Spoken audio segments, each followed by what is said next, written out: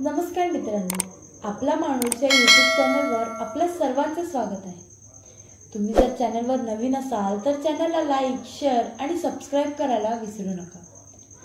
तर मित्रांनो, उद्या आहे मार्गशीर्ष पौर्णिमा, म्हणजेच गुरूंचेही गुरु श्री दत्तगुरू यांची जयंती। ब्रह्मा, विष्णू, महेश यांचे एकत्रित रूप असलेले श्री दत्तगुरू हे उत्पत्ती, स्थिती आणि लय या तिन्ही स्थितीचे निर्देशक असून सत्व, रज आणि तम या त्रिगुणांचे अधिपती आहेत। म्हणूनच त्यांना त्रिगुणात्मक त्रिमूर्ती असे म्हटले जाते। दत्तात्रय हा शब्द दत्त व आत्रेय अशा दोन शब्दांनी तयार झाला आहे। दत्त या शब्दाचा अर्थ आपण ब्रह्मा, मुक्त, आत्मा आहोत अशी निर्गुणाची अनुभूती ज्यांना आहे असे ते अत्रे म्हणजेच अत्रि ऋषींचे पुत्र।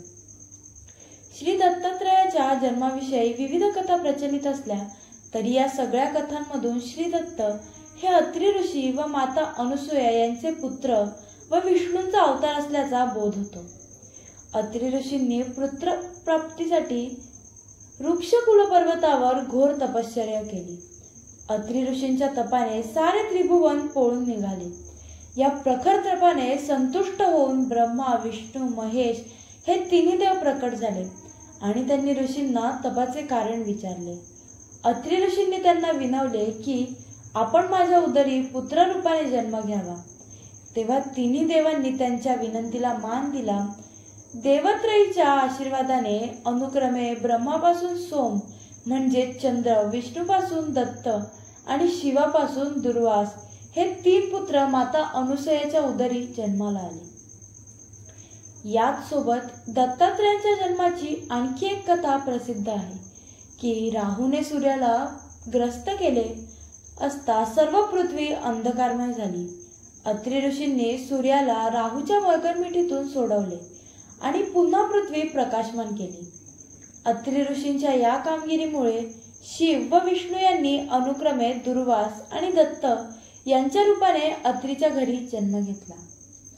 श्री दत्तात्रयांच्या स्वरूपात श्री दत्तात्रय हे तीन शिरे असलेली देवता औदुंबर वृक्षाखाली यज्ञकुंडासमोर अथवा अग्निसमोर बसलेली दिसते।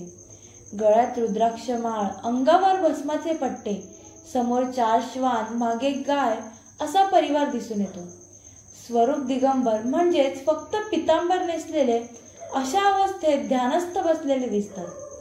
4 श्वान हे 4 वेद आणि शंकराचे भैरव मानले जाते। रुद्राक्ष, अंगावर भस्म यांवरून ते स्मशानात राहणारे शिवाचे ध्यान करत असल्याचे दिसते। श्री दत्त उपासक संप्रदाय भारतात शैव, वैष्णव आणि शाक्त हे 3 प्रमुख पंथ आहेत। ती अनेक वर्षांपासून श्री दत्तात्रयाची उपासना करत असतात। महानुभव संप्रदाय, नाथ संप्रदाय, वारकरी संप्रदाय, समर्थ संप्रदाय व दत्त संप्रदाय ही 5 संप्रदाय श्री दत्तप्रभूची उपासना करताना दिसतात। दत्त अवतार श्रीपाद श्रीवल्लभ हा दत्तात्रयांचा कलियुगातील पहिला अवतार मानले जातात। भाद्रपद शुद्ध चतुर्थी म्हणजेच गणेश चतुर्थी शके 1320 या दिवशी पिठापूर, आंध्र प्रदेश येथे त्यांचा जन्म झाला व अश्विन वद्य द्वादशी शके 1350 कुरवपूर, कर्नाटक येथे अवतार समाप्ती झाली। आजही कुरवपूर येथे त्यांच्या पादुका आहेत। श्री नृसिंह सरस्वती हा कलियुगातील दुसरा अवतार पौष शुद्ध द्वितीया शके 1300 या दिवशी अकोला जिल्ह्यातील कारंजा येथे झाला। तर अवतार समाप्ती माघ कृष्ण प्रतिपदे शके 1380 ला झाली। ज्या तिथीला त्यांनी अवतार कार्य संपविले त्या तिथीला गुरु प्रतिपदा असेही म्हटले जाते। नरसोबाची वाडी, औदुंबर व गाणगापूर येथे त्यांच्या पादुका असून लाखो भक्त सेवेसाठी तेथे जातात। स्वामी समर्थ हा त्यांचा 3रा अवतार असल्याचे समजले जाते। असे म्हणतात की श्री नृसिंह सरस्वती यांनी 300 वर्षांपूर्वी अवतार समाप्तीसाठी प्रयाण करून समाधी घेतली। त्यांचं कर्दळी वनात श्री स्वामी समर्थ अवतरले व चैत्र शुद्ध द्वितीया शके 1778 या दिवशी अक्कलकोट येथील श्री खंडोबा मंदिरात प्रकट झाले व चैत्र वैद्य त्रयोदशी शके 1800 या दिवशी आपला सदेह अवतार संपविला.